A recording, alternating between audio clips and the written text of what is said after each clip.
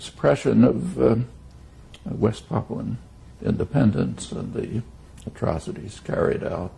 We happen to be right now at the 15th anniversary of one of the massacres, and the support for it, the robbery of resources, the support for it by Australia, Western powers, a major scandal. Now, 60 years.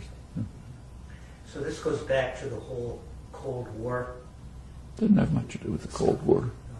I mean, the Cold War is always a pretext for everything that happened, but it would have been pretty much the same if Russia didn't exist. It was devastated, demolished.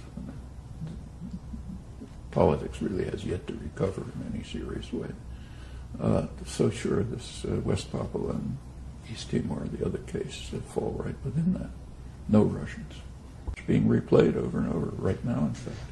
Well, John Rundiak tells me time to time. I met John 10 years ago in Amsterdam before his stroke, but even afterwards, in the little that he can speak, he will say things like, Papua finished, culture gone, 20 years, it'll be gone. Now, is that happening? What well, you know. And what is the response of the moral world order to something like this? Unfortunately, what will happen to the actual populations, their culture, their society under this very severe repression with corporate support, you know, the mining, Western support, and so on. The prospects aren't very bright, but you really can't tell. Take, say, East Timor, close analog.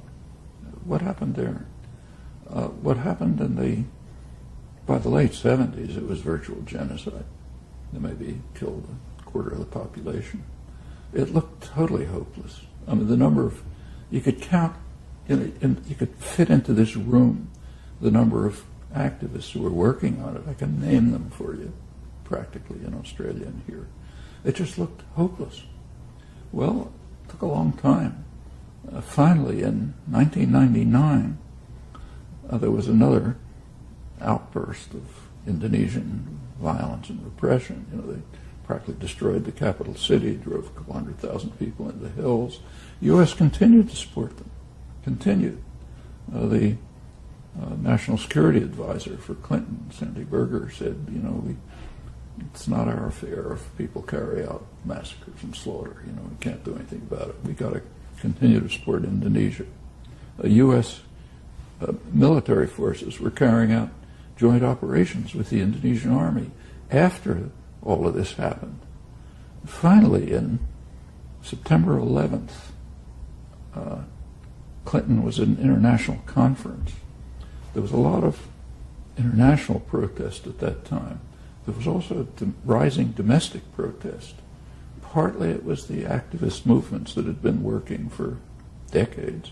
Partly it was far-right Catholic groups. East Timor was Catholic. Indonesia's Muslim, so that was a complicated story. I can't go into the details. It was possible to get influential far-right Catholic groups to put pressure on the government. All of these factors combined, Clinton informed the Indonesian generals the game is over, a couple of sentences. Next day they withdrew. Could have happened for 25 years. After they withdrew, a UN peacekeeping force, Australian-led peacekeeping force, entered, which was a good thing. You know, you take a look at how that's handled in history. That's handled as a great case of humanitarian intervention. I mean, what it really was an extraordinary scandal. 25 years, the U.S. continued to support the crimes, atrocities, and virtual genocide. They could have stopped it in 1 minute. You don't have to invade anyone. You don't need sanctions. You don't need threats. Just stop supporting it, and it's over. That's what the record shows, and that's called humanitarian intervention. It's a pretty striking story of about intellectual culture. But let's turn to West Papua. Could be the same. West Papua, that I think the West Papuan resistance stands with other cases of resistance to massive terror and oppression as a symbol of the kind of an inspiring symbol of what humans can accomplish. And it may yet succeed if the West is willing to face up to its own responsibilities and actions. It can succeed.